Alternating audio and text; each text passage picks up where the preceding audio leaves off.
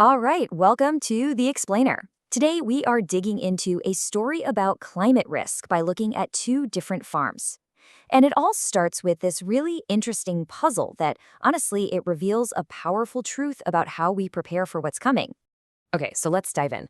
I want you to picture two farmers. They could be neighbors, working the same kind of land, under the exact same sky, and they're both getting hit by the same really, really bad drought. But when you look a little closer, you see their situations are completely different. You've got farmer A, who has an irrigation system, he's planted crops that can handle a drought, and he's got some money saved up, a financial buffer. Then you have farmer B. He's relying just on rainfall, his crops need a ton of water, and he doesn't have much of a safety net. And that is the big question, right? They are getting hammered by the exact same event, in the same place. So how is it that one farmer is looking at total ruin while the other one is going to be okay? The answer isn't just bad luck. It's actually a simple but really powerful formula for understanding risk. So, to solve our little puzzle here, we need the key. And that key is the climate risk formula. This is the framework that everyone from governments to scientists use to make sense of this really complex, changing world of ours. And here it is. I know it looks almost too simple, but this idea is huge.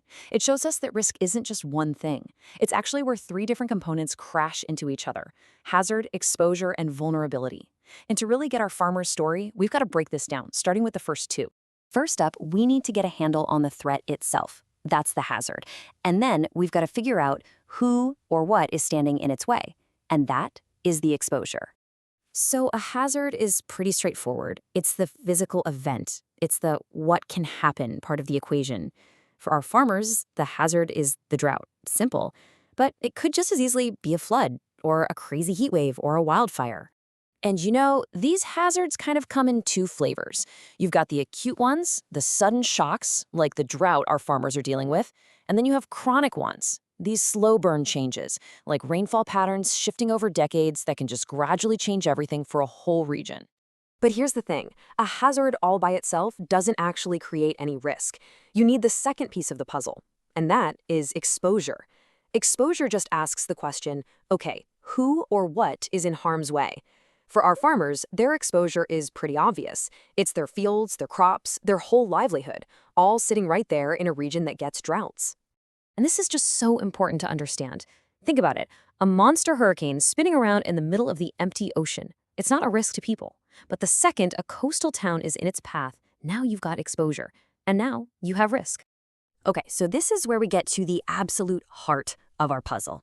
The hazard, that was the drought, and the exposure, the farms. Those were exactly the same for both of our farmers.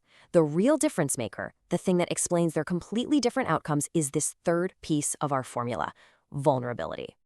Vulnerability is all about how badly you're going to get hit. It's not just about taking a punch from the hazard, it's about how well you can take that punch, and maybe more importantly, how fast you can get back on your feet.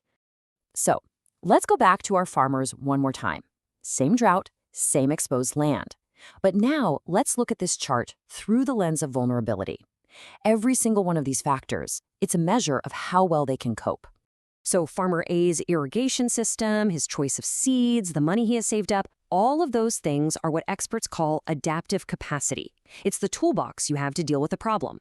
Because farmer A has a high adaptive capacity, a full toolbox, he has low vulnerability. And boom, that's it. That's the solution to our puzzle.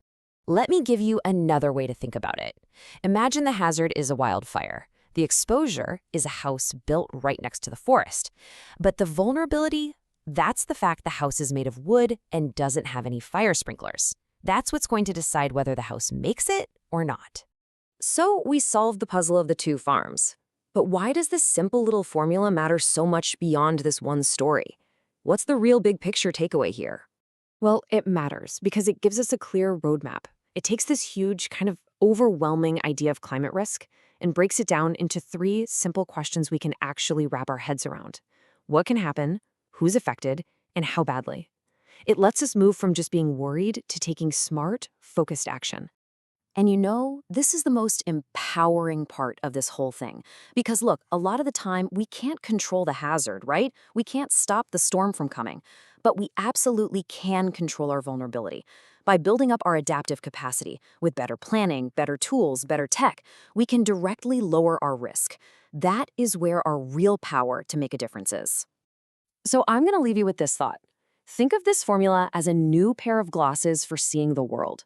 When you start to look at your own community, your city, maybe even your own life through this framework of hazard, exposure, and vulnerability, what do you start to see?